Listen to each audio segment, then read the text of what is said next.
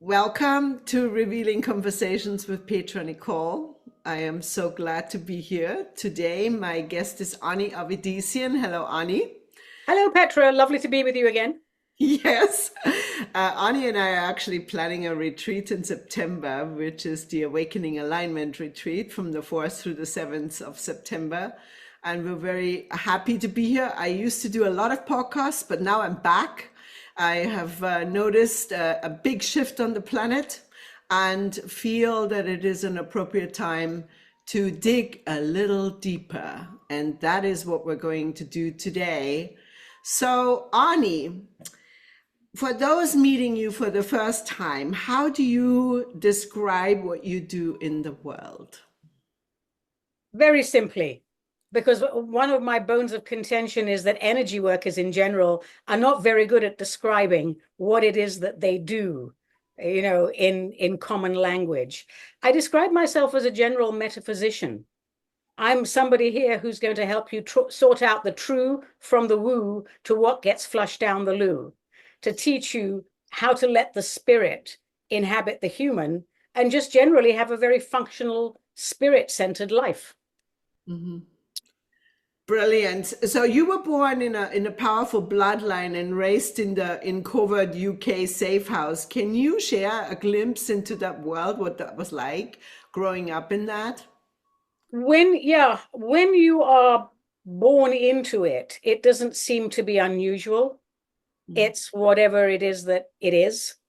Um, in short, my father, who is one of the most brilliant demonologists and metaphysicians that nobody knows about, was compromised by the British government. I was born on the island of Cyprus. Cyprus was a British colony. My parents were both born on the island of Cyprus.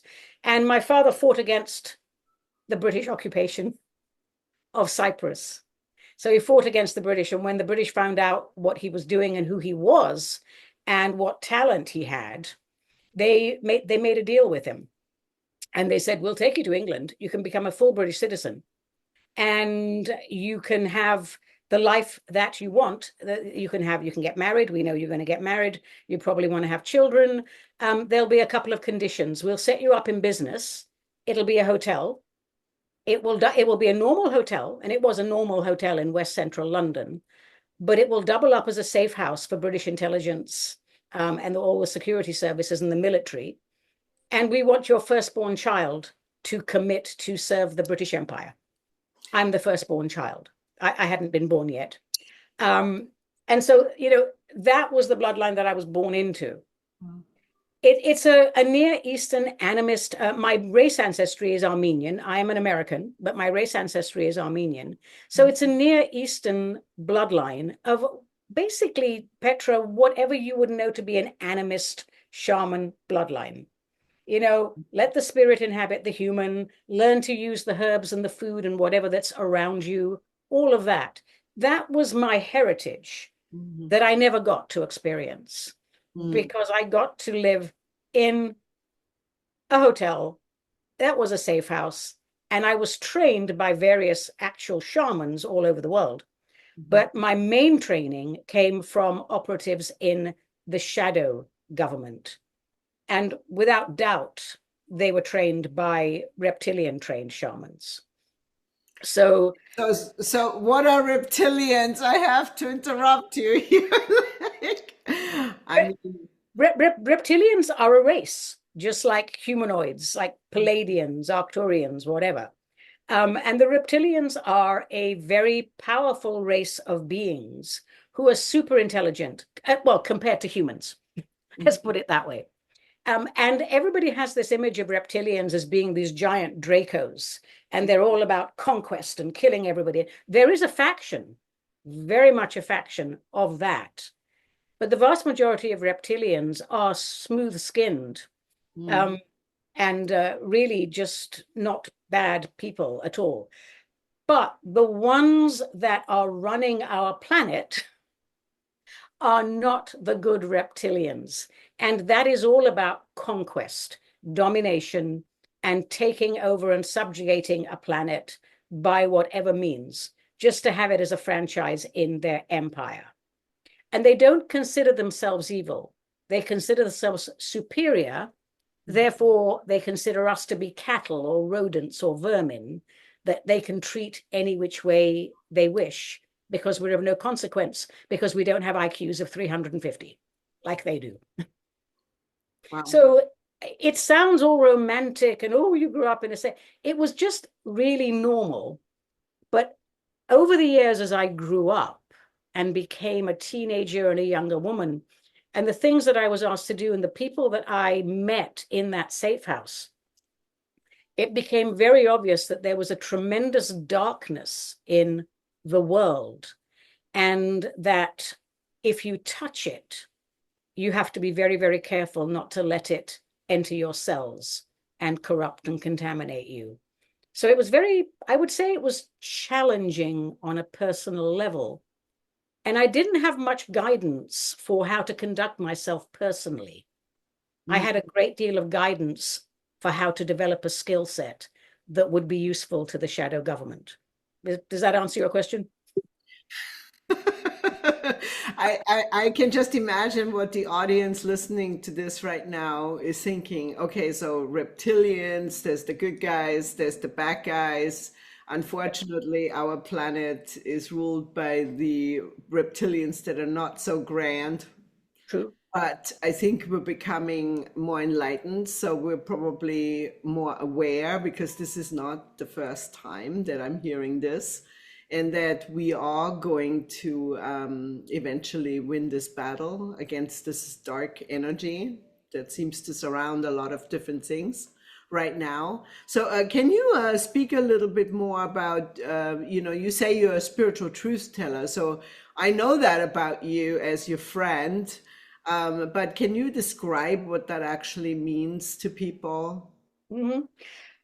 The only salvation the human race has is to be completely aware of their cosmic origins. Okay? Mm. We are so attached to everything that we can touch and see and label.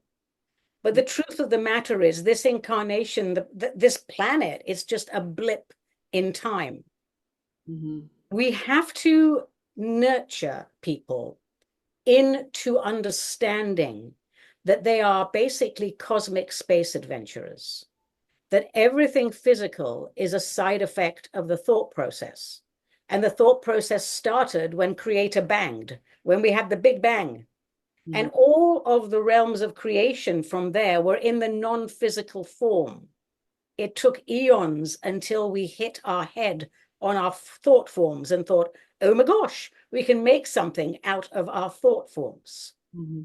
The reason mankind is confused about spirituality, religion, philosophy, are they all the same? What do we do? Is because nobody really explains it to them in simple terms that they are pure, unblemished, cosmic potential, unlimited, eternal, magnificent, beyond any vocabulary that we can come up with. Mm-hmm. And clearly, of course, you don't want people to know that if you want to subjugate them.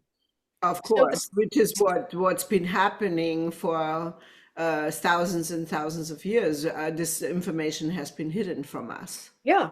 We're And not it privy just, to it. So, yeah, it just churns one story, the next story. One day we're going to use this religion, one day we're going to use that, one day we're going to use the left wing, one day we're going to use the right wing. It's all to do with disorientation. As a former perceptual engineer, disorientation is the key word. You want to keep people off balance and very much in doubt about their true nature, so that the ego programming kicks in. And every time God kicks in and goes, hey, kid, do you understand what you are? The ego goes in and goes, oh, that's for other people. You, Arnie, you're a twit. yeah. You know, so yeah, that's it in a nutshell. So how can people sharpen their senses? So what advice do you give to your clients, Ani, to sharpen their senses? I mean, I know you're doing great work with thousands of people every day, working in different genres. You're doing workshops, you're doing readings. But what sort of message would you have to someone who says, well, how do I get out of this soup? How do I become more conscious, and what do I have to do? The very first thing Mm. is to learn to sit in silence, Mhm. because this is a very noisy world. And we, as perceptual engineers, used to go out of our way to create more noise, more disorientation, right? To Mhm. get to the point where after a few generations, people equate sitting in silence with not doing anything. I have to be productive. I have to be motivated. I have to be doing something. Wow. And all of that, again, is designed to keep you off kilter.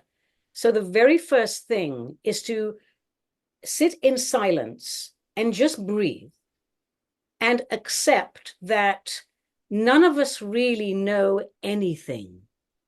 It's just stories that people have told us. And some of those stories have resonated and we have followed the path of that story. And some of those stories didn't resonate, so we reject them.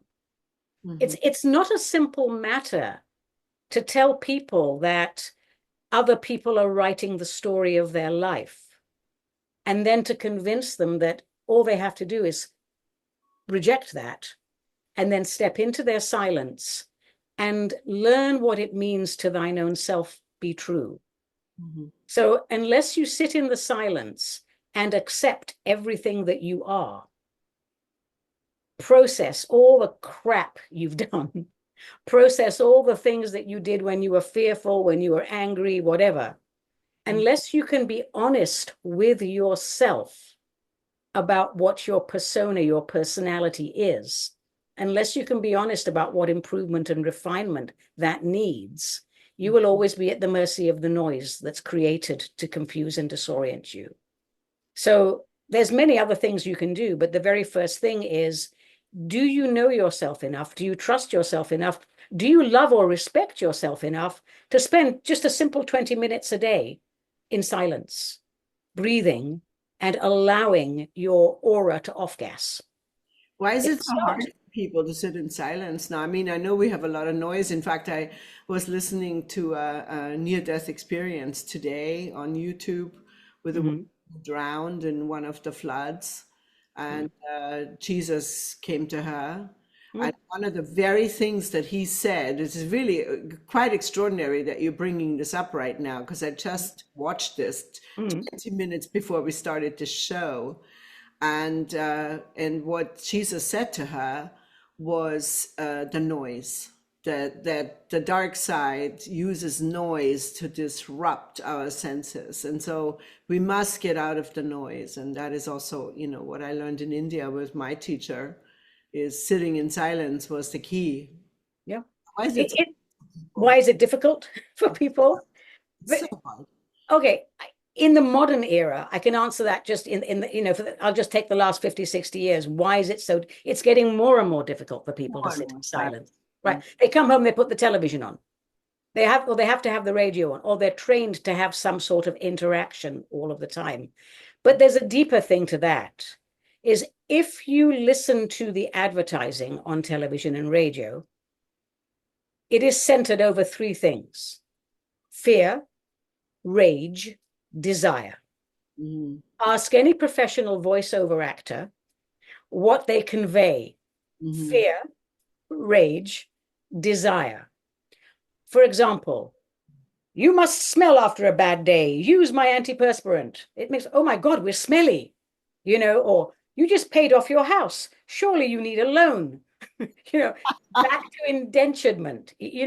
Everything in media is designed to erode your self-respect, erode your ability, erode your natural talent, and above all, the most important, to erode your creativity by telling you what you are and what you need and what your limitations are. That's very powerful when it's done every day over billions of people, over hundreds and millions of channels all So over the what you're world. saying is it's a program. It really is a It program. is a program. Actually, I mean, I don't want to keep going on about reptilians. I don't want people to think that I'm reptilian mad, but I do, I have talked. I'm sure a lot of people are really freaked out about that. I really wouldn't, because you know what? They don't look like lizards.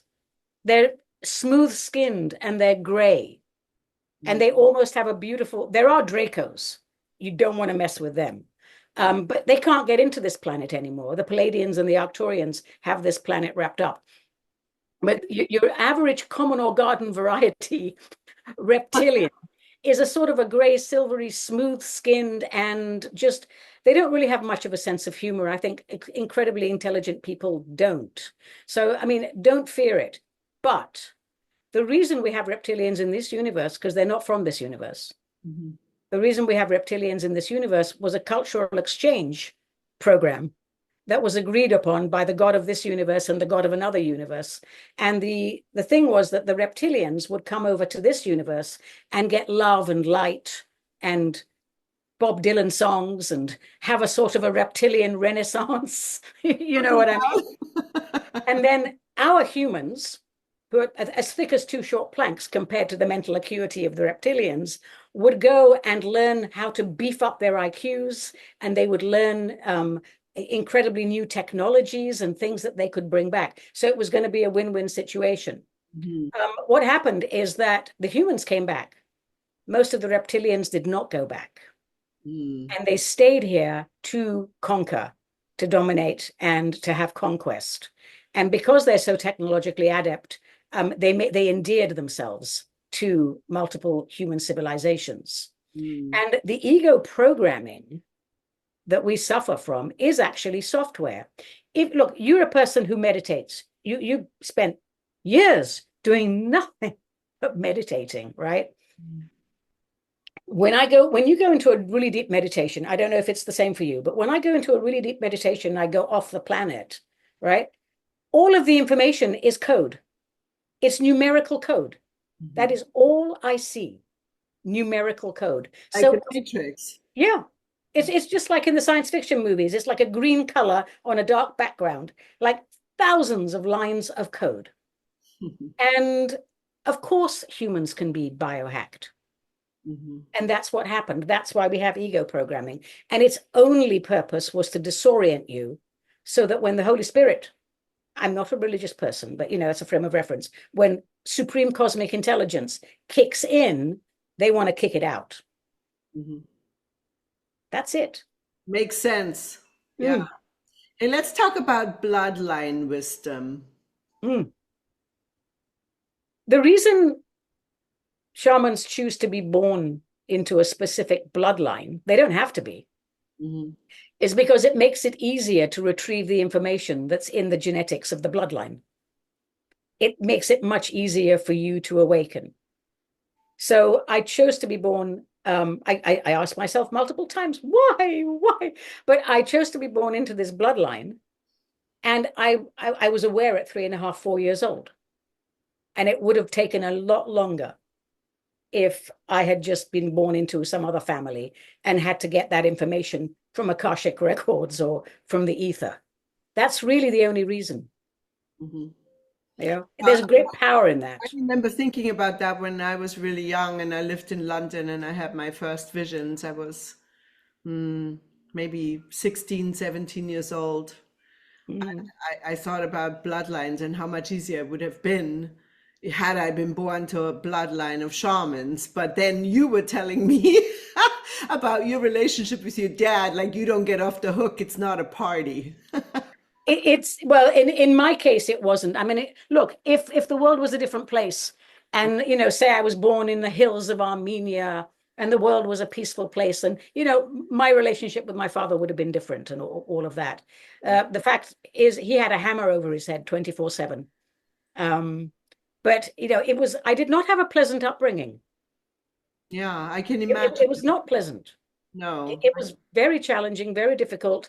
It left a lot of scars, and I had to do a lot of internal work in my late middle age to actually process what are my memories and what were the memories that were put inside my head.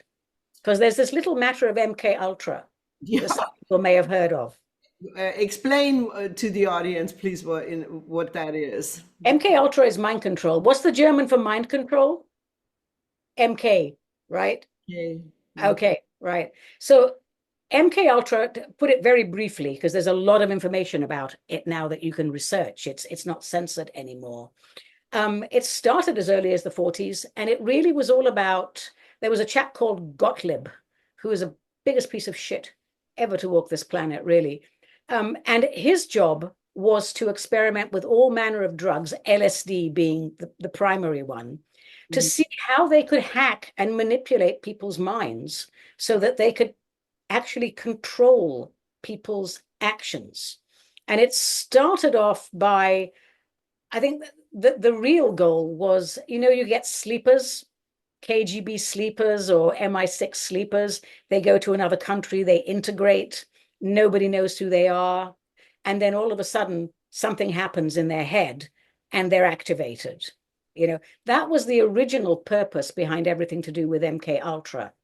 But it's let's put it this way, psychology and psychiatry still aren't fully understood now in 2025. Back in 1950, it wasn't even a thing.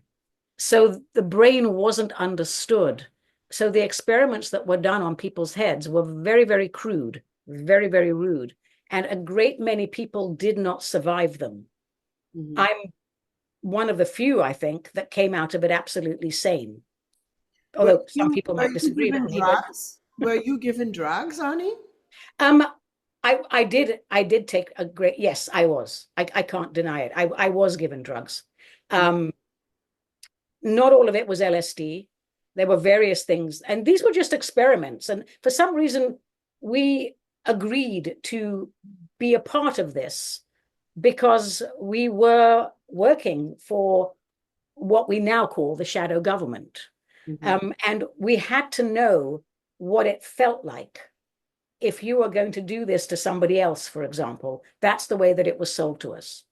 So we experimented with a great many drugs, various different types of morphine as well. But LSD was used, Petra, to such an extent that America actually almost ran out of it. Jeez.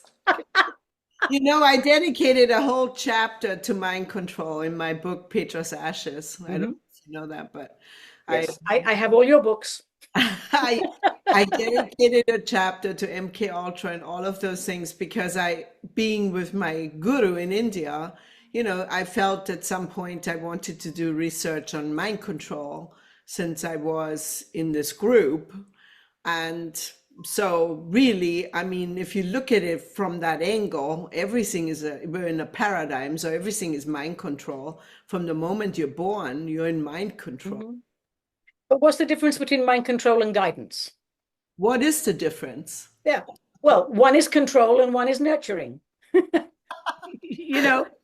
mean, indoctrination or education.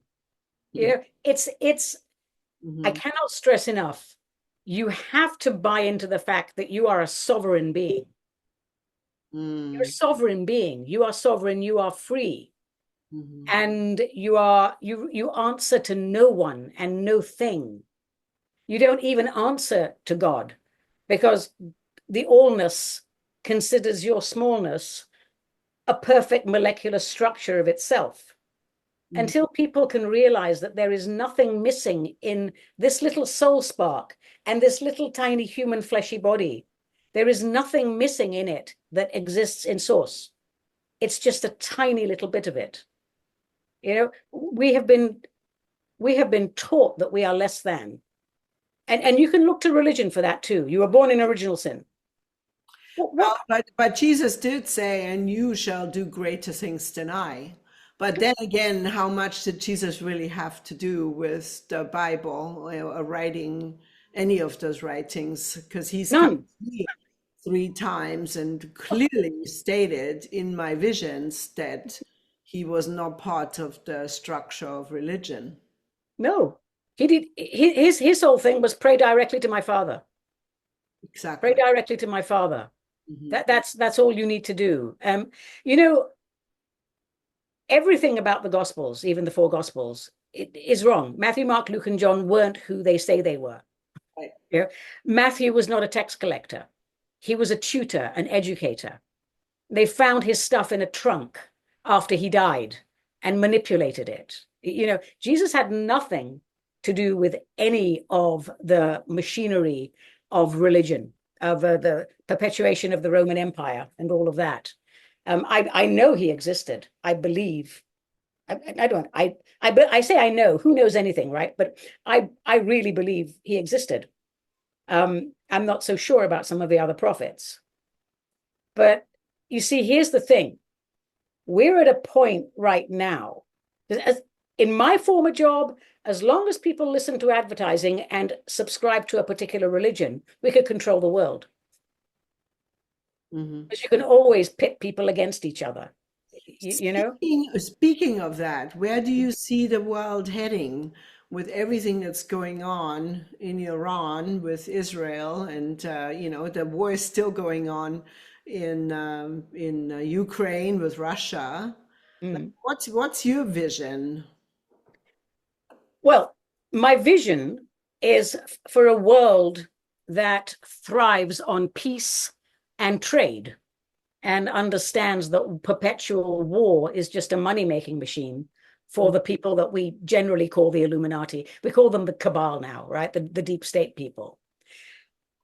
I very much believe that the soul that is incarnated as Donald Trump has a soul contract to break the multi-party system, to get rid of the deep state, and genuinely give power back to the people.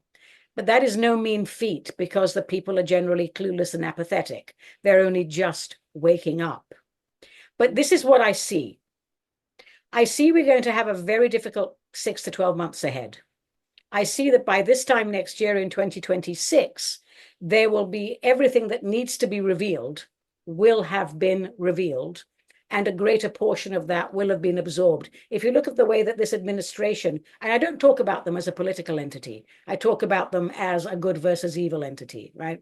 If you look at the way this administration is exposing things time after time after time, putting people who are corrupt into the front and allowing themselves to be, to be exposed, I see that we are going to have, if not exactly my dream of a libertarian type of government, we're going to have a much smaller government. We're going to have a very powerful federal government. We are going to probably have quite a bit of war in the states here between the actual states. But I do see that we will return back to common sense. We will destroy the multi-party system and just have one American assembly. Okay. How that will translate for the rest of the world is that America, I don't want to say we're going to be in charge again, but America will be respected again and will be we have a sacred purpose. America has a sacred purpose. The sacred purpose for America is to be a beacon for secular spirituality in the years ahead. That is interesting that you say this, because my great grand guru, Baba Sawan Singh, said in the turn of the century, he said exactly that. He also said that a time would be coming in the year that we're living now, or in the last decade and onward, where literally the heavens will open and much of the astral energy will flood into the planet, meaning lots of entities. So everything will be enacted. I believe that. I really do. There was one point of concern with that in terms of awakening, mankind is a couple of decades behind where it needed to be. And the God of this universe, in co-creation with Source, of course, considered wiping evil off the planet overnight. That's how unaware and how clueless we were. And what that would have done, it would have broken a spell, but there would have been no continuity. And people would be completely disoriented. So that's the only reason that it was decided against. But I do want people to realize how far behind we were in our awakening, that was actually a consideration. I also see all this rubbish of, putting incompatible populations together, which we've known about for decades. Bring Muslims into Christian countries, rag on the Christians, up the Muslims, blah, blah, blah. People are going to go back to their countries. And cultures will be retained. You see what's happening now.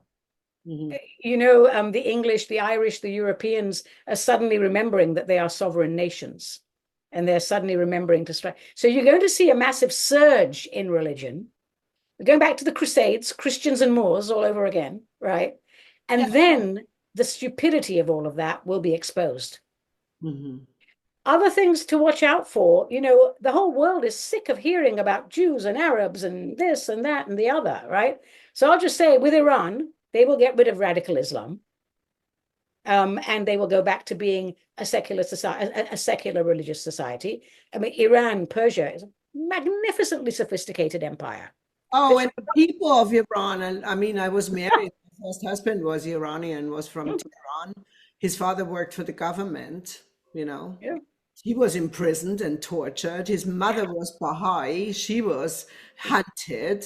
The whole family was hunted. This was the first time as a little girl just coming out of my nice idyllic lifestyle in Bavaria, finding out about war and how really evil this planet can be. And I believe that the Iranian people will stand up. Oh, they will.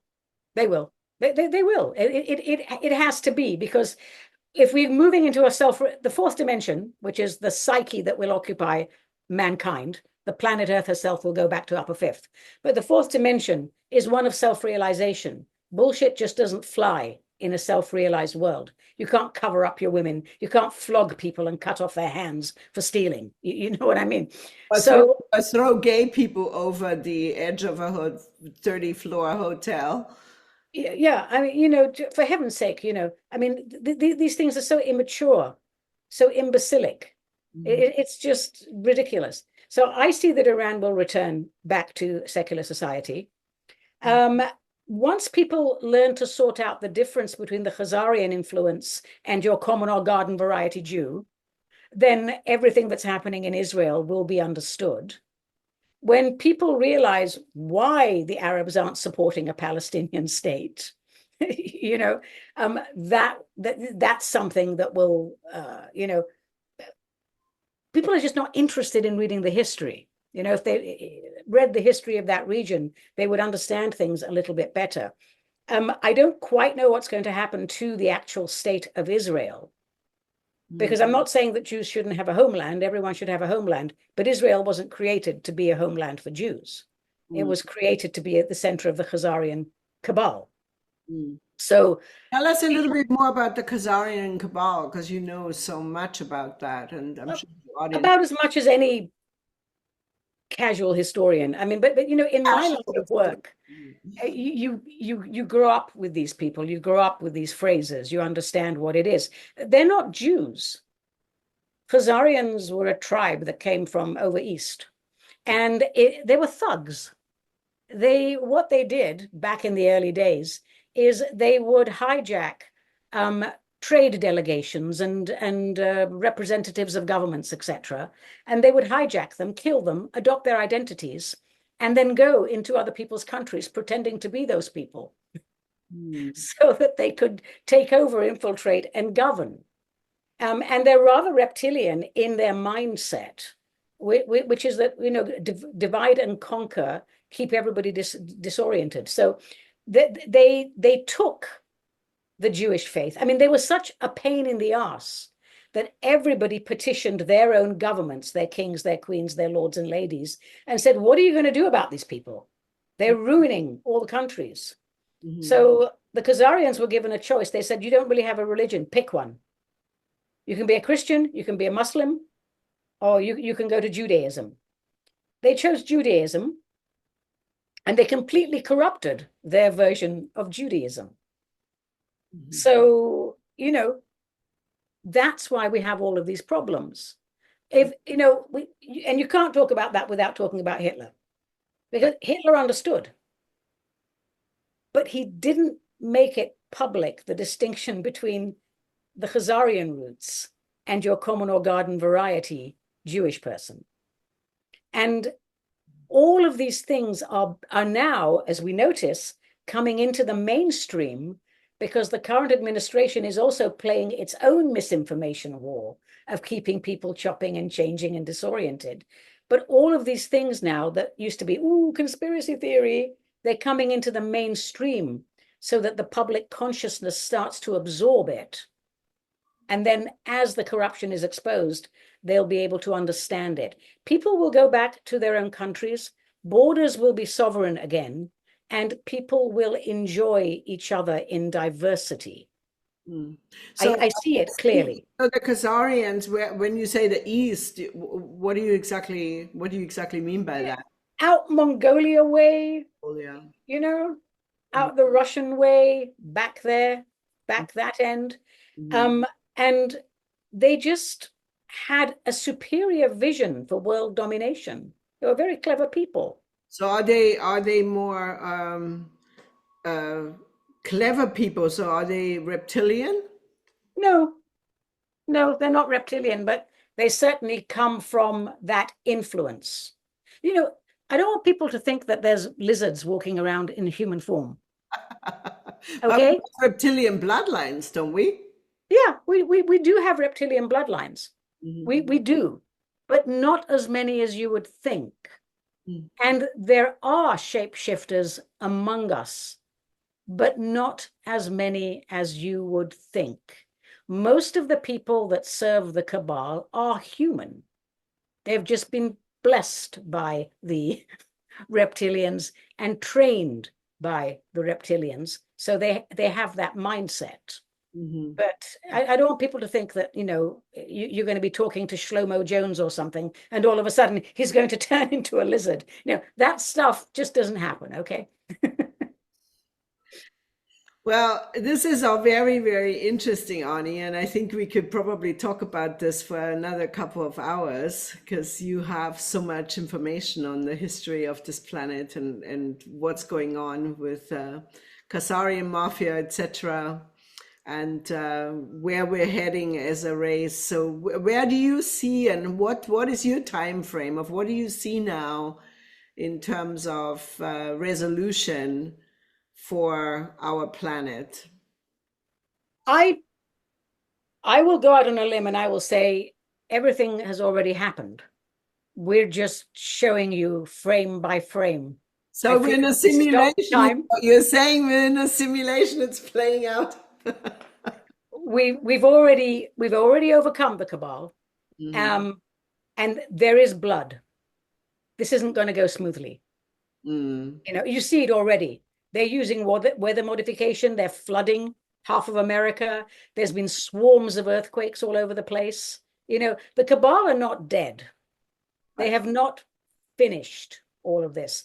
But one thing I can assure people, it doesn't mean step back and whatever. We want you to continue with your self-refinement and to be a good, productive citizen.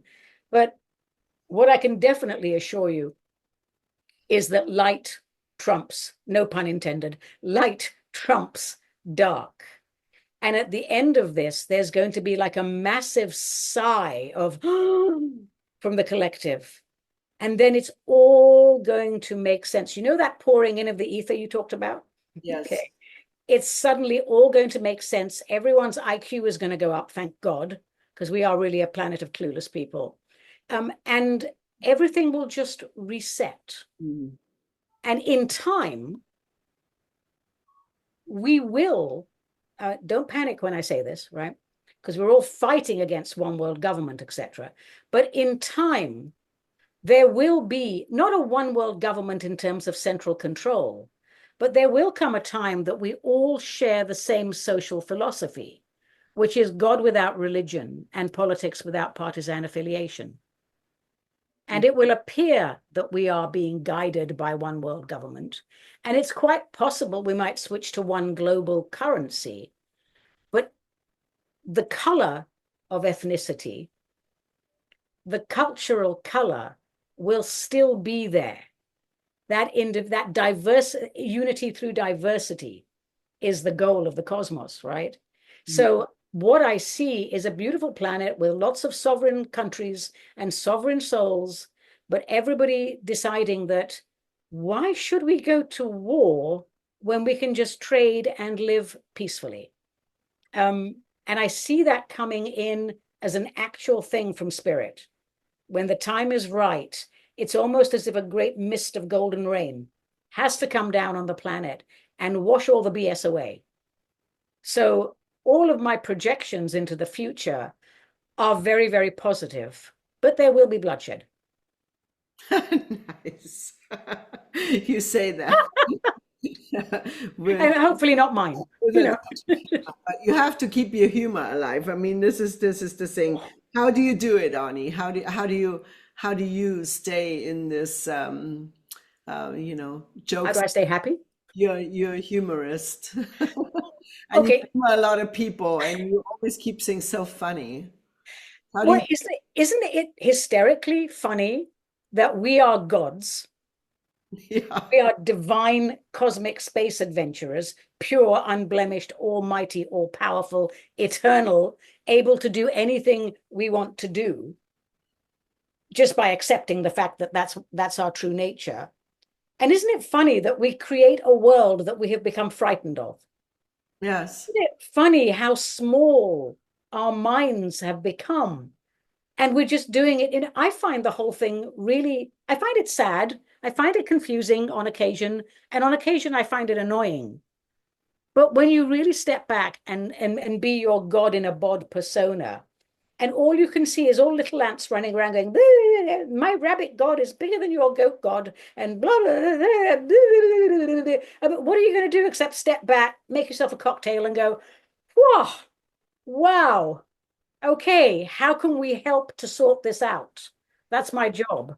How can I get your head out of your ass and, show you the real world? If I didn't laugh, how would you handle it? I wouldn't handle it very well. I'm glad you're laughing. That's why you're Yeah, my friend, because I love being around you and bringing. I mean, it is Comedy Central here on yeah. the planet. It really is Cosmic Comedy Central. Comedy Central. Yeah, So, well, thank you for humoring me today. my pleasure. Made my day. Guess what I'm doing today? What are you doing today, Petra? I'm going to a neighbor's house who lives on the river, and I'm going to attempt to jump on a paddleboard. Send pictures. I always fall off them. If you need us to dial 111 Coast Guard or whatever, let us know. I've been hoping I could cancel it. No. You Cloud- must confront the waves. No, the sun is out. I have to do it. I have to prove it to myself that I can still do things like that. I mean, I'm a pretty good skier. I swim every day, and now I need to learn how to paddleboard, but it takes a lot of balance. Yes, It's like, I won't be trying it anytime soon. well, thank you for being here today and all your humor and your wonderful wise words. I am sure I will see you again soon. And of course, we're getting ready for the retreat. Yeah, that's going to be so much fun. Thank you. But any time I spend with you is always a hoot. So, I've really enjoyed this. Thank you. I can't wait for the retreat. I'm so ready for it. I am too, and we are officially sold out. So this is fabulous. And I'm getting all my ice blocks ready for the cold dunks, and we have to Yeah. in the grass. We live on the river, and so people are going to go from the hot tub into the ice dunk, and we're having the chi builder move to this house from another house, and so people can experience the chi energy in the chi builder with the far infrared panels. And we will be doing a lot of workshops with Ani and some cooking classes and golden light meditation and sound baths. And so we are very, very blessed that we live in such an oasis and beautiful place in Woodland on the river. And I am looking forward to hanging out with you for a few days. Me too, my love. And I'm taking cold showers every morning to prepare for that plunge. Congratulations. Thank you. Well, have Thank a you, Petra. lovely day, Ani, and thanks again for coming and talk to you soon. Ciao, ciao. Pleasure. Bye.